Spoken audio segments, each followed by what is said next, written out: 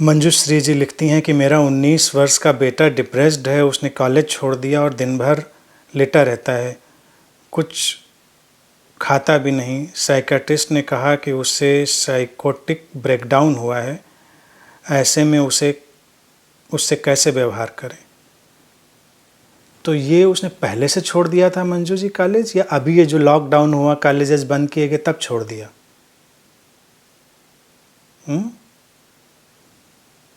अभी तो कॉलेजेस बंद ही कर दिए गए हैं, मतलब उसमें छोड़े जाने की तो कोई बात ही नहीं है ना।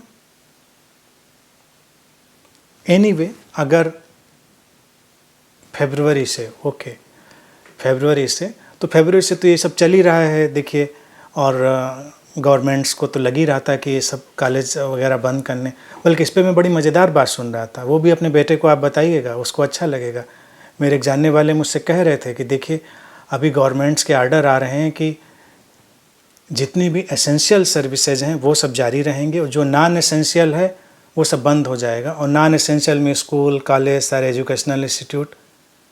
तो कहने लगे, मुझे तो आज पता चला कि ज़िंदगी के इतने तमाम साल हमने नॉन एसेंशियल एक्टिविटीज़ में ख़राब कर लिए, क्योंकि एसेंशियल सर्विसेज में स्कूल, कॉलेज, एजुकेशनल इंस्टीट्यूट नहीं है, वो बंद कर दिए गवर्नमेंट। एसेंशियल सर्विसेज और हैं जो चल रही हैं।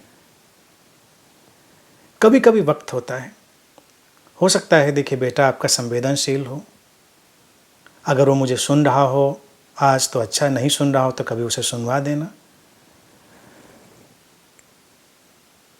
जीवन बेशकीमती है, जीवन का पूरा सम्मान करना है। हो सकता है वो संवेदनशील हो। फरवरी से अगर ये घटनाक्रम है तो ये फरवरी से तो अनफोल्ड होना शुरू हो गया था। तो हो सकता है वो इतना संवेदनशील हो कि उसने ये वातावरण में जो बदलाव आ रहा है उन तरंगों को पहले से अनुभव करना शुरू कर दिया होगा। कई लोग इतने संवेदनशील होते हैं, तो उसका धक्का उसको लग सकता है।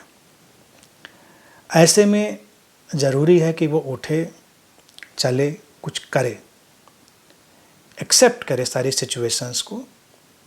स्कूल, कॉलेज अपनी जगह पर है, वो अपने हिसाब से आ जाएगा, लेकिन डेली लिविंग का जो रूटीन है वो सामने आ जाना चाहिए।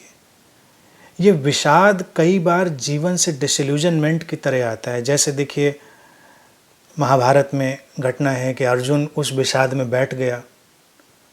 इतना शूरवीर योद्धा अपना गांडीव रखकर निढाल हो गया कि मुझसे कुछ नहीं होगा, मैं जाता हूँ। तो कभी कभी हर व्यक्ति के अंदर इस अर्जुन की मनोदशा आती है, तो उसे कृष्ण की तरह समझाना होता है कि जीवन में जो होना है वही होता है, जैसे होना होता है वैसे ही होता है। व्यक्ति बस एक माध्यम है, और अपने व्यक्तित्व को, अपनी इंडिविजुअलिटी को बहुत आड़े नहीं आने देना है। क्योंकि डिप्रेशन में जाता कौन है? वो इंडिविजुअल कॉन्सेप्ट, जो रियल बीइंग है भीतर की, वो इस सबसे परे है, वो कमल की तरह इस सबसे ऊपर है। तो उसको ये बात आप अपने जीने के ढंग से, अपनी बातों से दिखाइए। और माँ बाप के लिए देखिए, सबसे बड़ा चैलेंज क्या होता है, जब बच्चों को कुछ सिखाना चाहते हैं तो उनको जीकर दिखाना होता है। बाहर की परिस्थितियाँ कैसी भी विषम हों, अगर आप उससे बिल्कुल डिटैच होकर, असंपृक्त होकर, अछूते होकर पूरी शांति और प्रसन्नता से जीते हैं, अगले क्षण क्या होगा, कल क्या होगा, इससे बेपरवाह रहते हुए जीते हैं, तो उसको भी दिखाई देता है। आप अगर गीता का सारा परिदृश्य देखिए, कितना मनोवैज्ञानिक है, साइकोलॉजिकल है, कि एक कृष्ण अर्जुन के सामने खड़े हैं युद्ध की विभीषिका में मुस्कुराते हुए।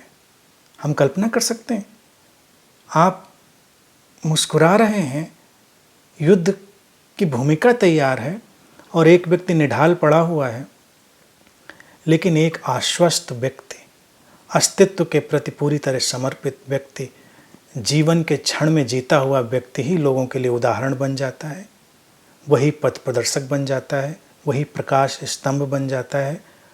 तो किसी को जब हमको डिप्रेशन से बाहर लाना है तो पहला काम यही करना है कि हमारे ऊपर उसकी कोई छाया ना हो।